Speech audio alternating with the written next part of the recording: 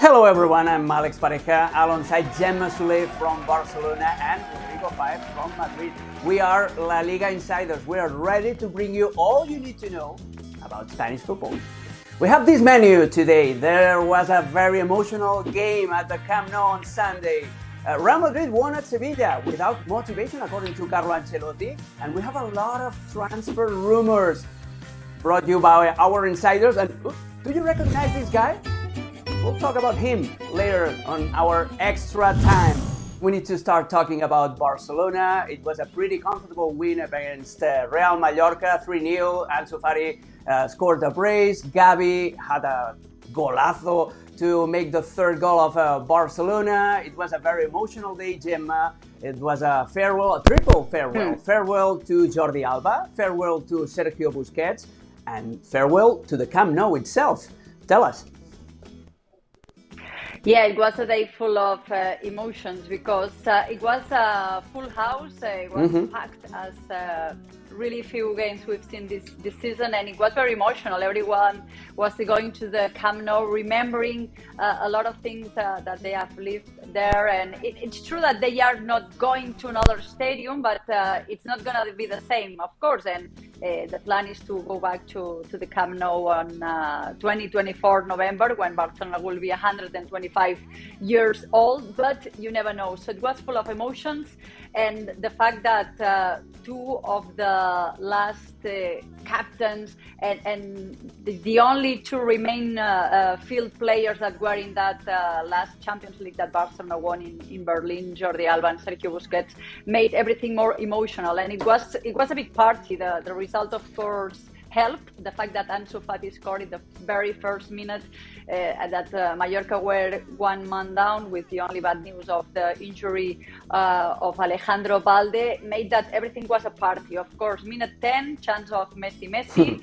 A little bit later, when Valencia scored a chance for Espanyol going to relegation. So it was a full party. Doing the wave, it was a big party when Alba was changed. A lot of emotions when Busquets was changed as well another time. So it was we'll say like almost a perfect afternoon. Ter Stegen managed to get that 26 record clean sheet, and the end of the party was really emotional as well, with Alba and Sergio Busquets talking, then fireworks, music shows.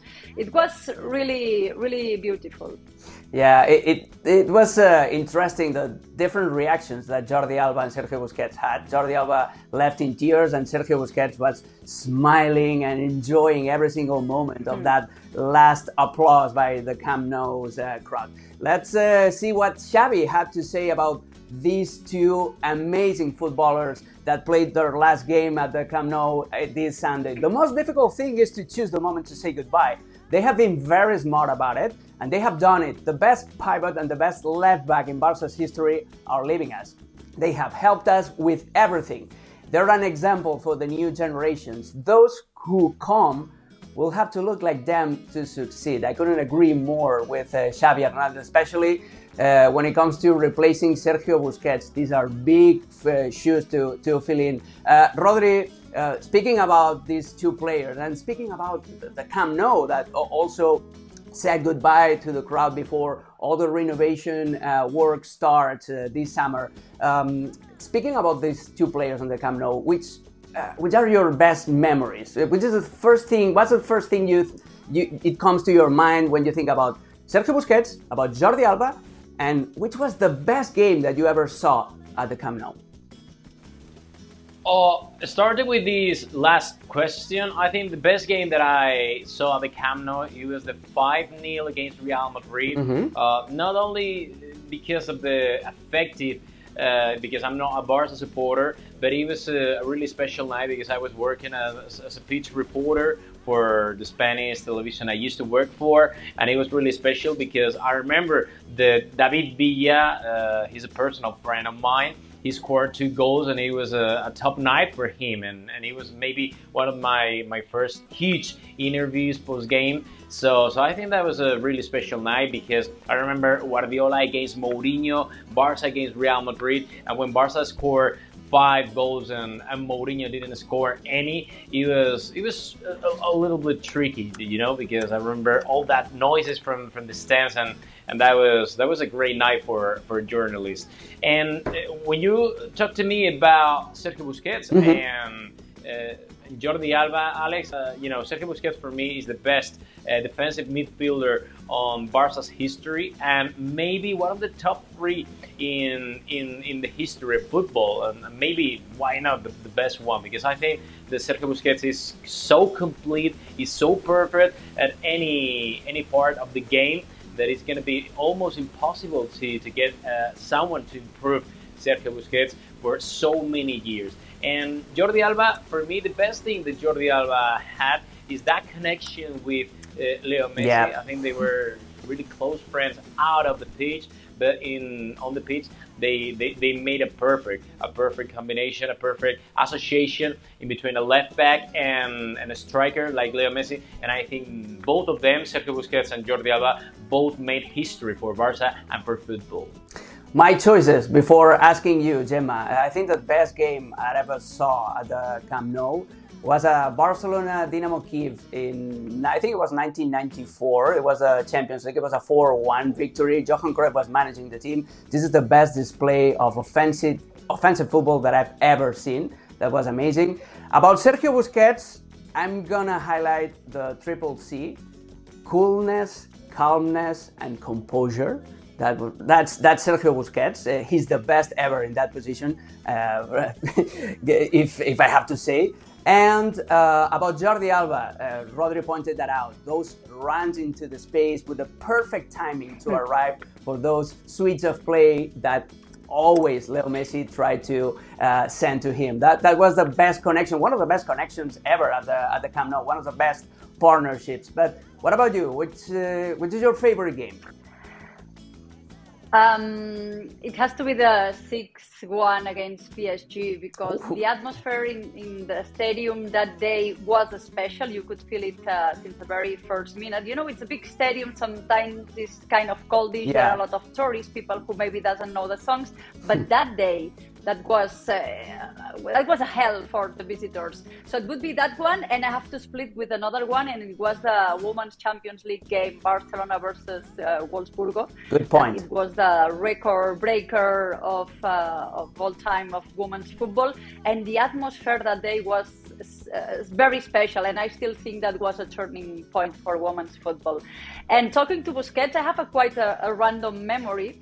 I remember the first time I thought I would see a game without spectators. Unfortunately, there were a lot more before. It was that game against Las Palmas, where was the referendum in Catalonia, and it was played without people in the stands.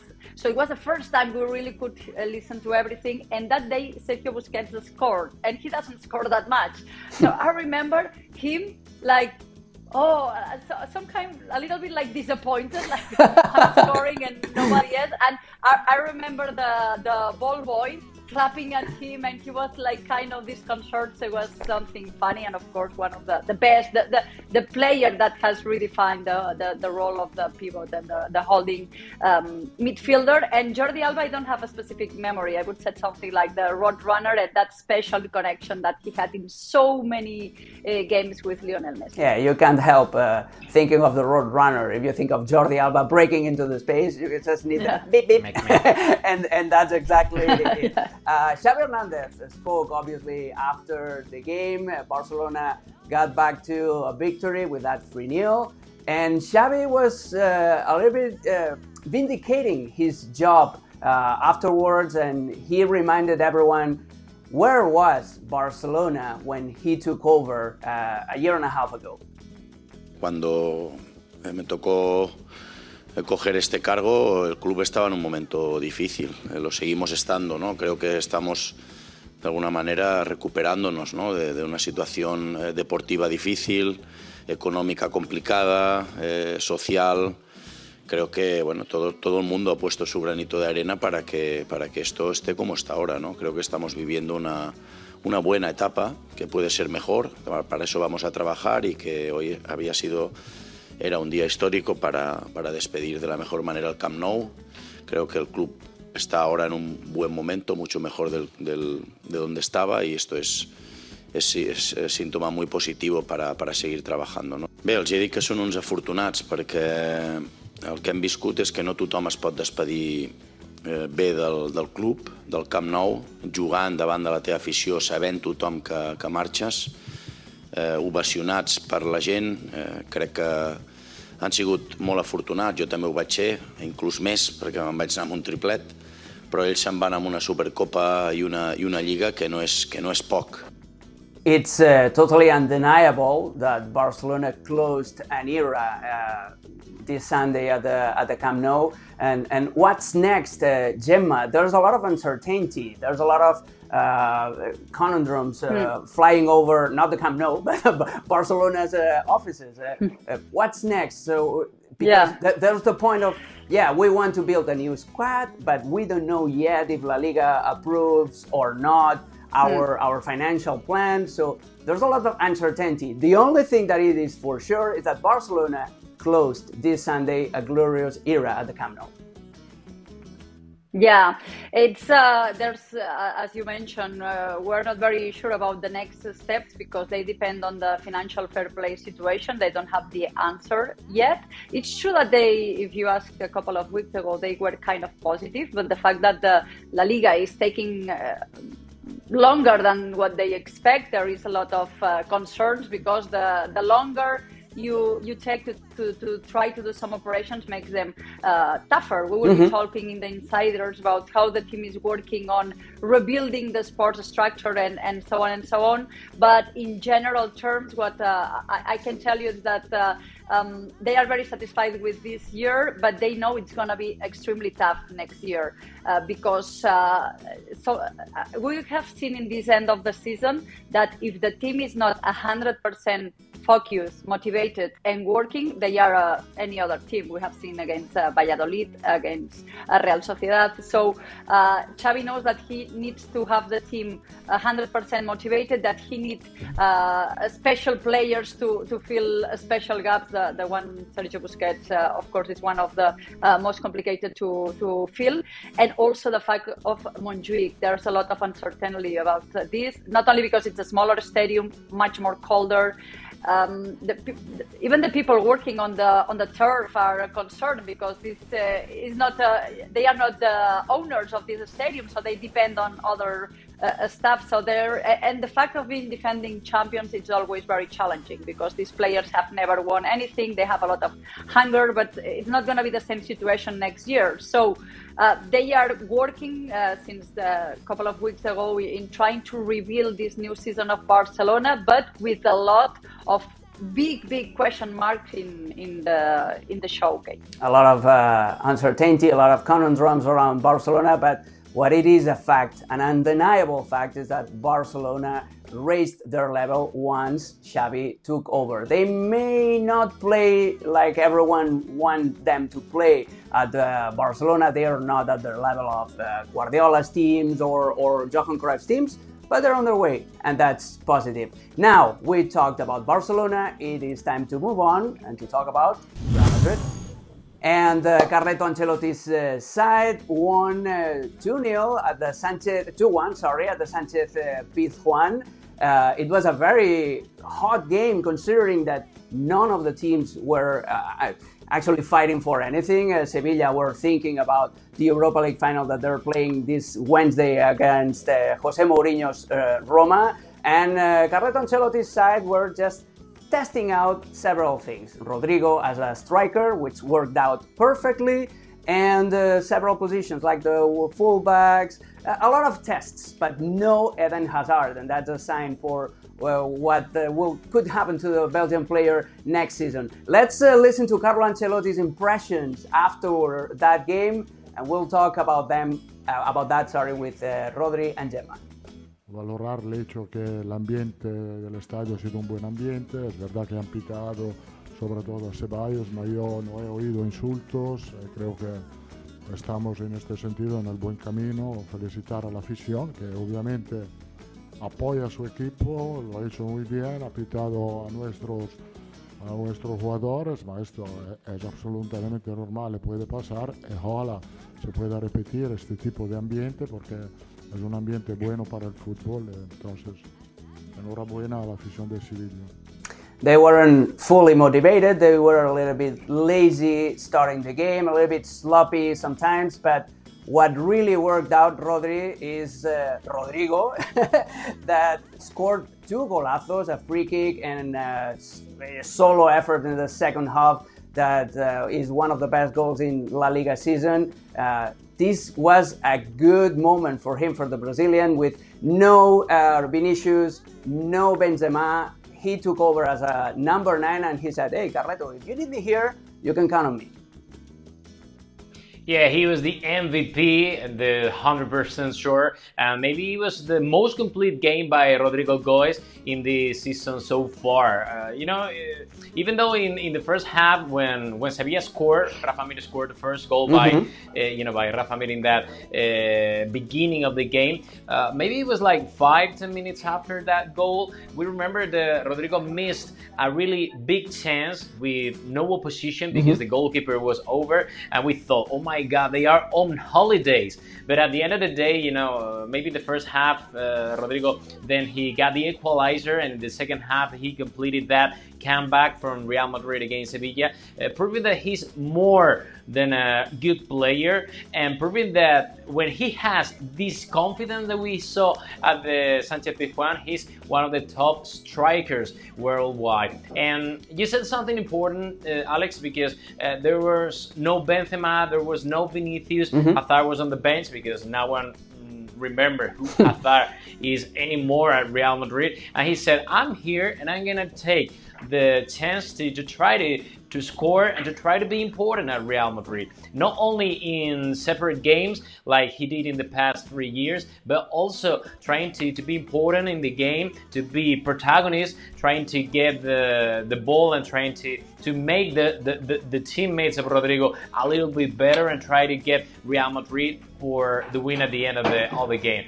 I think it was a really complete game by Rodrigo. He scored 2 goals. He was the most important player for Real Madrid, and he said, for the next season that I am here, I want to be a starter, and doesn't really matter if I'm going to play on the left, on the right, or as a striker, because I'm going to be important for Real Madrid when Carlo Ancelotti desires.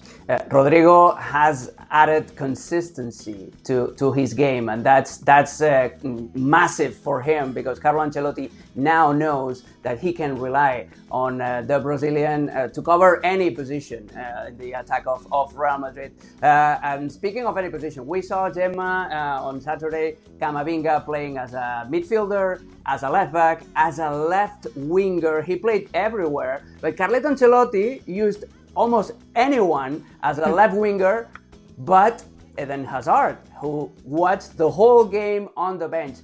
This was a message on the wall for Eden Hazard. If you want to have some playing time, you better get out of here for next season, right?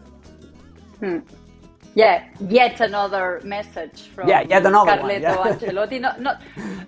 Not only Ancelotti, the previous coaches as well. And actually, I remember at the beginning of last season that Ancelotti had some good words for Hazard, that he was more fit and he thought he could be back to his best level. This never happened, and not only this, there has been problems of attitude in the locker room. So Ancelotti is fed up with this player who was the most expensive signing some years ago, and that his performance at Real Madrid has been absolutely disappointing, not only for Real Madrid, I think for football fans, because when he was at Chelsea, he was one of the most promising stars that we could expect, and we thought that he would be a great addition to La Liga, and he's been a disappointment after another disappointment. So yeah, I think he needs to find somewhere to try to go back to being a football player, because right now he's not, and he's not going to be one at Real Madrid. He's arguably the biggest flop in Real Madrid transfer history, considering that they paid 160 million euros for the Belgian. And it's been the same story over and over. When we're at preseason, the manager praises him. The Belgian says, no, this is going to be my redemption season. But then we go over and over in the Groundhog Day. Something that really changed this Saturday was the treatment that Real Madrid players received in Sevilla after what happened a week ago at Mestalla with all those disgraceful racist slurs. So Carlo Ancelotti also spoke about that, and he was happy to see that the atmosphere was way more civilized at the Sánchez Pizjuán. Yo creo que esta semana algo ha pasado, el ambiente está cambiando, creo que, como he dicho antes, hoy ha sido un buen señal. Creo que la gente empieza a entender lo que tiene que hacer en un estadio y lo que no. Creo que tenemos que seguir así. Por lo que concerne a Vinicius, creo que ahora tendrá como los otros 2 días, 3 de descanso, y a ver si puede jugar el último partido. Rodri, your thoughts about the Sánchez Pizjuán's behavior? Ancelotti was right, but obviously Vinicius wasn't there, and that helped when it comes to calming down the masses, calming down the crowd.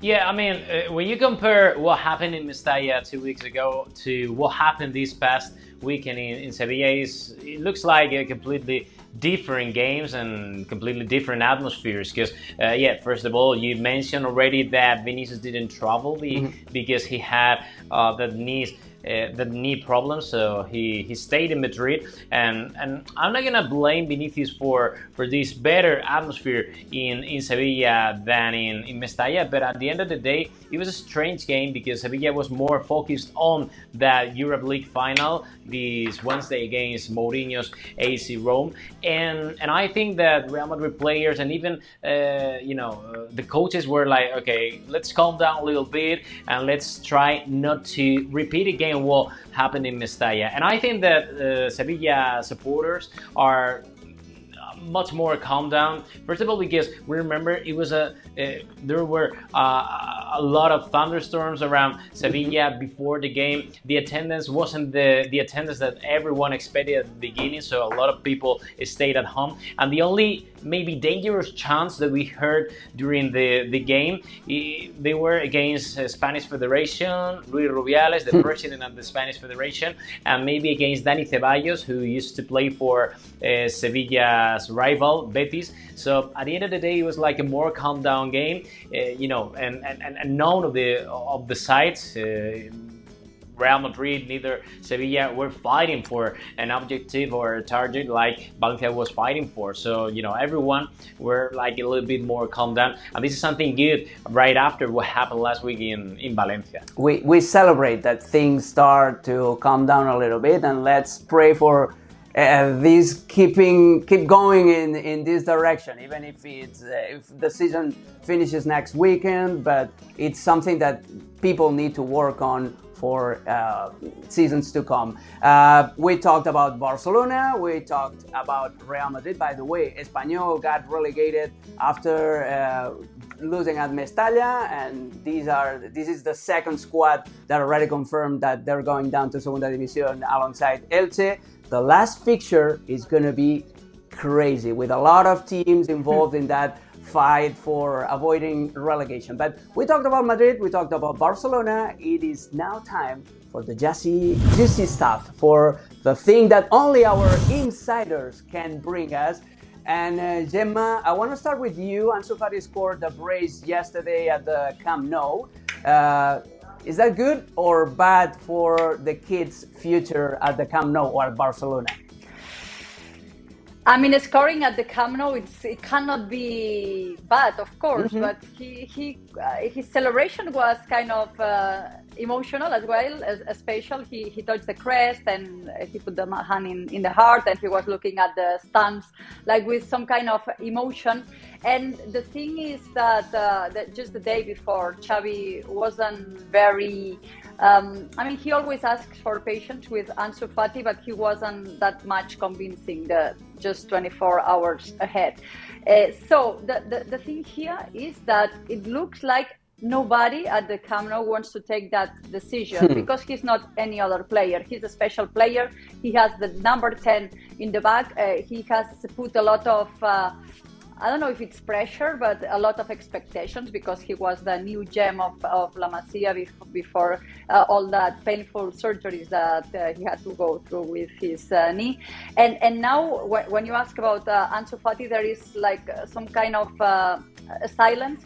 So in the board of members, it's like they don't want to take the decision, so they leave that to the sports department, that we will be talking a little later on, that now it's a little bit under construction. And Xavi, I think if it was another kind of economical situation, there would be more patience with Ansu Fati. But during the season, I think Xavi has somehow lost the patience, and he's not defending him with that much enthusiasm. So what's going to happen now with Ansu Fati? The player, he's not very sure about leaving the Camp Nou.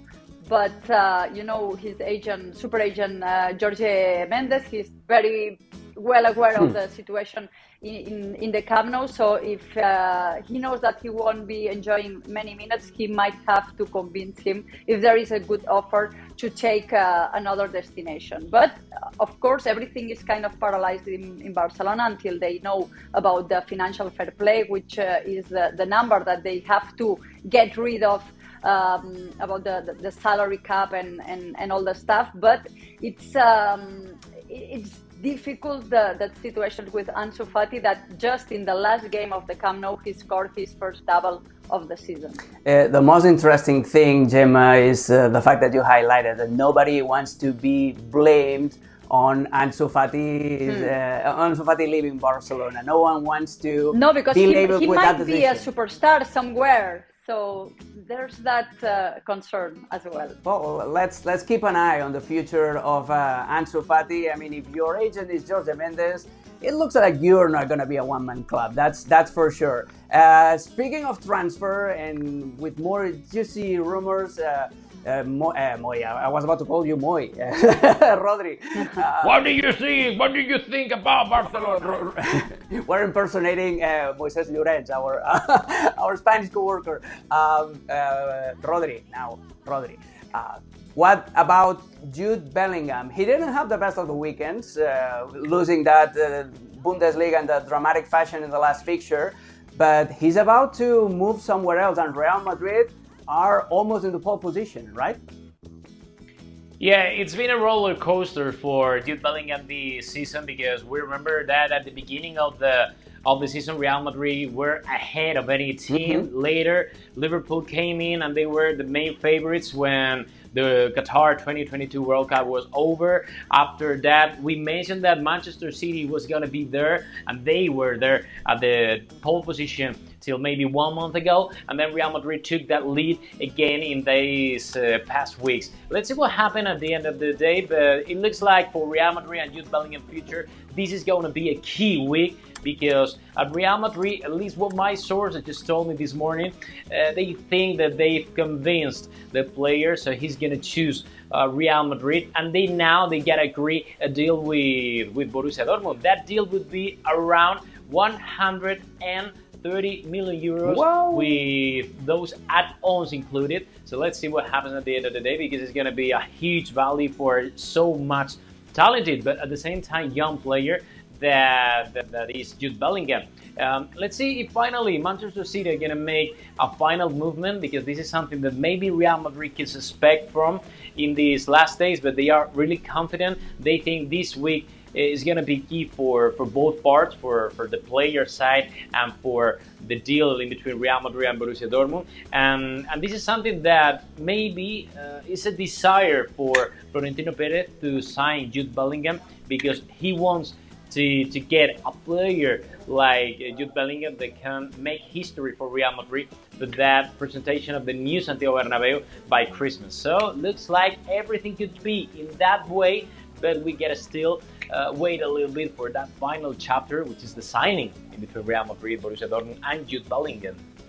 130 million euros is quite a big price tag, but Real Madrid have the money. The thing is that the last time that they invested more than 100 million euros in a player, we talked about him recently, Eden Hazard, so that's not a good omen. That's not a good omen for sure.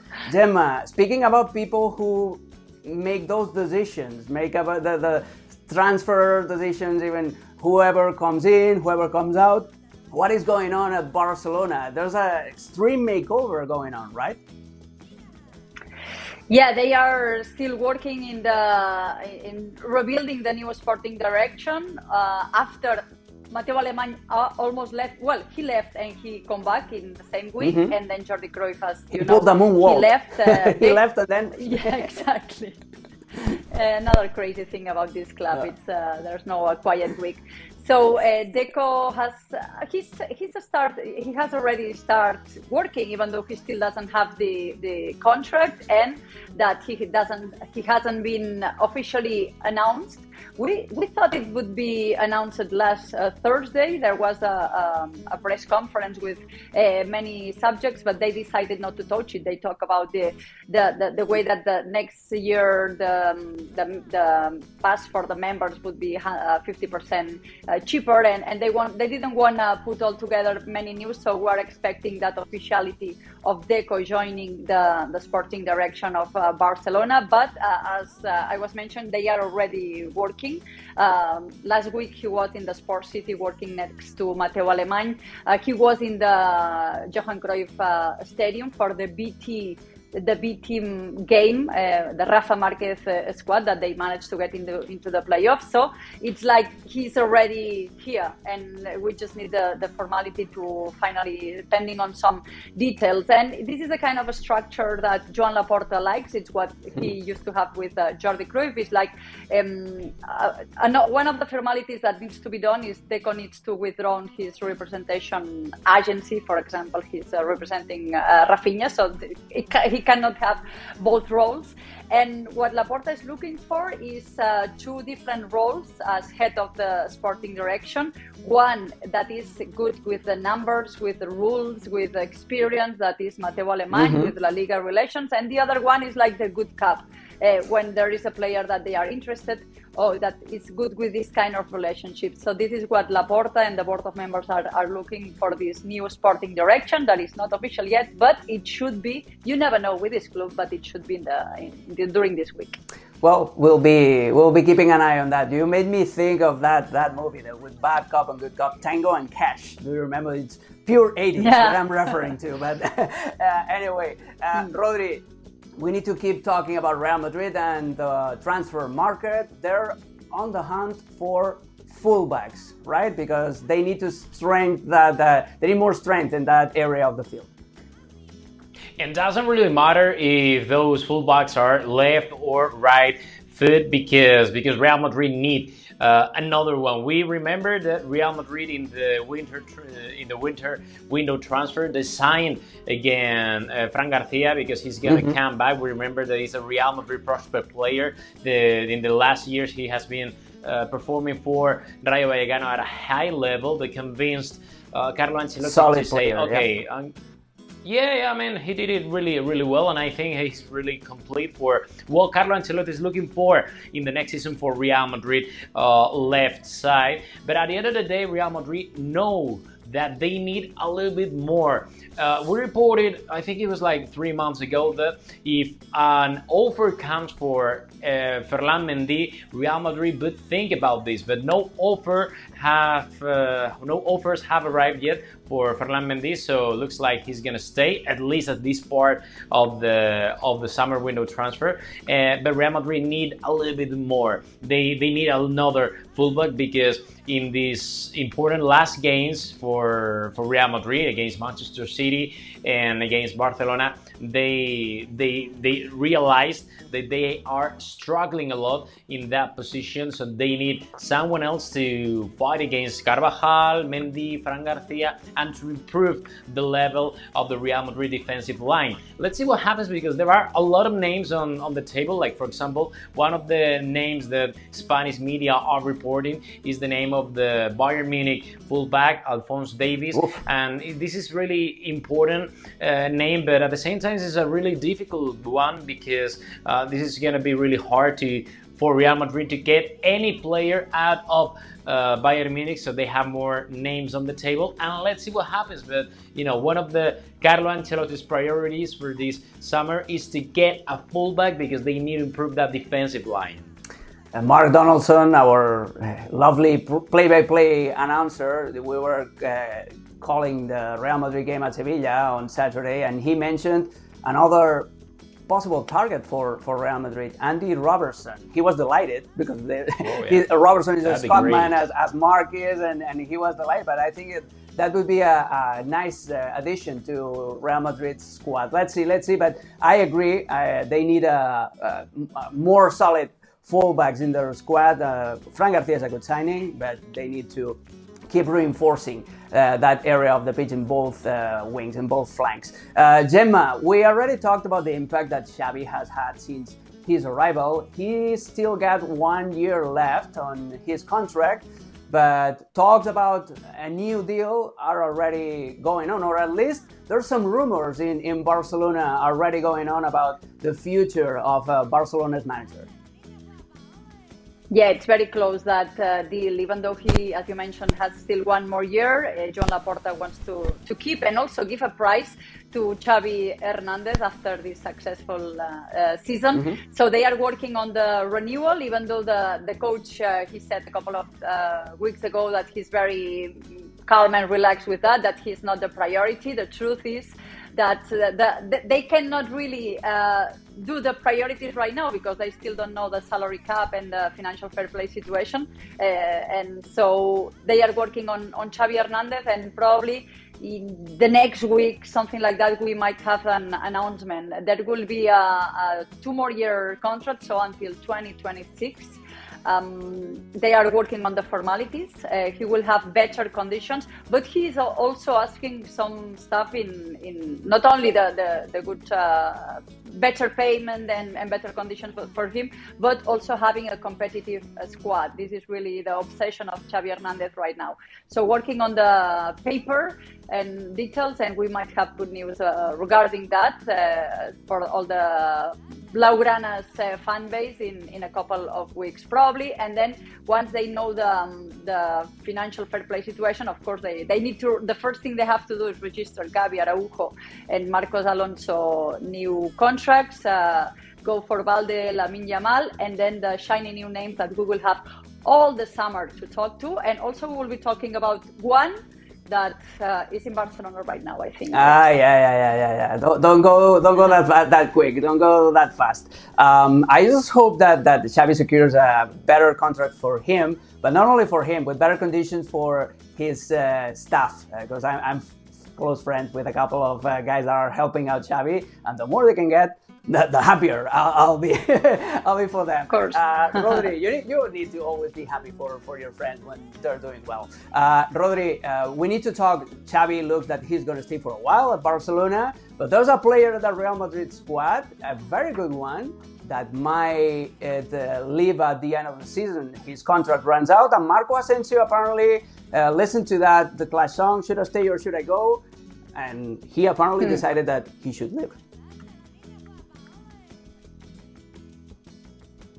Foot on the door, because as we reported on, I think it was last Friday, he's not gonna accept the last renewal offer from Real Madrid. We know, and we've been reporting for the past 3 months, that he's gonna end his era at Real Madrid by the end of June, and Real Madrid trying to get Marco Asensio renewed, but at the end of this last week, he said no to that second offer that he had from Real Madrid. And now, as Julian Laurence, our Paris correspondent from France, and Moy Llorens reported on Friday night, he has PSG as the best option now at this moment. He has a lot of interest from some Premier League clubs, but looks like maybe he would prefer to leave Real Madrid in direction for PSG, Paris Saint-Germain. Let's see if finally he signs for the French side. It's going to be a great challenge for him to leave Real Madrid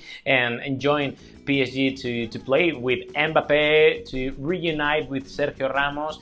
Let's see what happens at the end of this week, but it looks like he's going to leave Real Madrid in a really maybe emotional decision from the player, because it wasn't that easy for him to say goodbye for Real Madrid. He has won a lot of trophies. He has won a lot of Champions League trophies, and he was really comfortable in Madrid. But the thing is that in this season he started really well in that new role that Carlo Ancelotti prepared for him, but he was losing protagonism in this second leg of the season. So he said that he needs to play a little bit more. He needs more minutes to be back in the Spain national team for the next Euro, and he has to play and feel a little bit more important that he's in fact now at Real Madrid. So if he finally leaves, looks like he's gonna leave. Thank you very much for everything, Marco Asensio. And if you go finally for PSG, good luck. Good luck. You're gonna need it if you play for Paris Saint-Germain. By the way, speaking of Paris Saint-Germain, we want to send our best wishes, our best positive energy to Sergio Rico, the Spanish goalkeeper that had an accident this weekend and he's in a critical condition in Sevilla hospital. So all the best vibes and thoughts and prayers to Sergio Rico and his family. And that being said, we need to go to our extra time. And let's go to a stadium that Barcelona fans will get to know very well next season, the Estadio Olímpic Lluís Companys in Montjuïc. There wasn't a game yesterday. There was yet another Coldplay show. They've been singing all week long in Barcelona, and look who was found, who was spotted, who was seen at the Olímpic Lluís Companys. It's Leo Messi enjoying or suffering, depending if you like the band or not, the music of Coldplay. Gemma, don't laugh, because that would be a torture for me. You know that I'm a heavy metal guy, and listen to Coldplay, not the best thing, not the best plan for a Sunday night in Barcelona. Was Messi in a recognition of the field, or he knows what it's like to play there at the Lluís Companys? But it's funny. It's funny that now that Barcelona are moving there, Leo Messi was just enjoying life around that stadium. It's actually kind of crazy, because this concert started just a few minutes after the last game at the Camp Nou was played, and all the thoughts that now are in this particular venue. We have some information regarding that visit of Lionel Messi in Barcelona, and it's the fact that it was not planned with a lot of time ahead. He decided, I guess he was depending on the agenda of PSG. So they have only confirmed that they would be coming to this concert on Saturday. A lot of people said oh, but why is he in the common stand? This actually doesn't look like, but this is the honor stand. And it's a part where only invited personalities were there. So he didn't pay for those tickets. He was invited, of course, from the city for the organization of this concert. He asked for 9 tickets because they were planning to go with the kids. Eventually, they decided not to, so he was only with Cesc Fabregas, Daniela Siman, and a couple of more friends. And in that same stand, you know who was there as well? Gerard Piqué and his partner now Clara Chia. But I had a SWAT team, investigation team in that particular area, but we don't know if they crossed paths. No one saw them saying hi. It was a big area, so maybe they didn't see each other. And the rest, I don't know if we have to talk, because watching at the video, this is the moment where it's Viva la Vida, that he absolutely knows this song, because it's what Pep Guardiola, maybe he's fed up with that song, because let's remember that Pep Guardiola put that great generation, this song, as a motivation before every match. So maybe he's fed up with that song, and that's why he's looking. I've been told that he wasn't looking very excited to be there. I mean, his wife was much more excited than him. Let's leave it like that. He definitely looks thrilled of listening to Coldplay in the VIP lounge. Rodri, would you pay, or had you be paid to go to to a Coldplay concert, Coldplay song? I mean, Alex, I respect Coldplay and I respect Chris Martin, but I didn't pay for a Coldplay gig. Sorry for this if you are a Coldplay fans, but I didn't pay for this. I respect the first 2 records of Coldplay; they were really fine. But at the end of the day, I think they embraced the mainstream. But when I'm looking at Leo Messi, it's like, okay, everyone is dancing around me, but I'm not dancing. I'm not really enjoying the moment. So I think he was just looking for, the side. Like, okay, I'm going to go for that side, when I come back for Barcelona. If I come back to play for Barcelona, I'm going this way and I'm going to score in that goal. So I think he's thinking about next season. Why not? Why not? He's seeing himself playing there. I don't know if Messi got fed up of Viva la Vida, Gemma, but I did. I will never get over you. I will never get tired of you guys. Thank you so much for all your information. Gemma Sule from Barcelona, Rodrigo Faez from Madrid. I'm Alex Pareja. This has been La Liga Insiders. See you next week.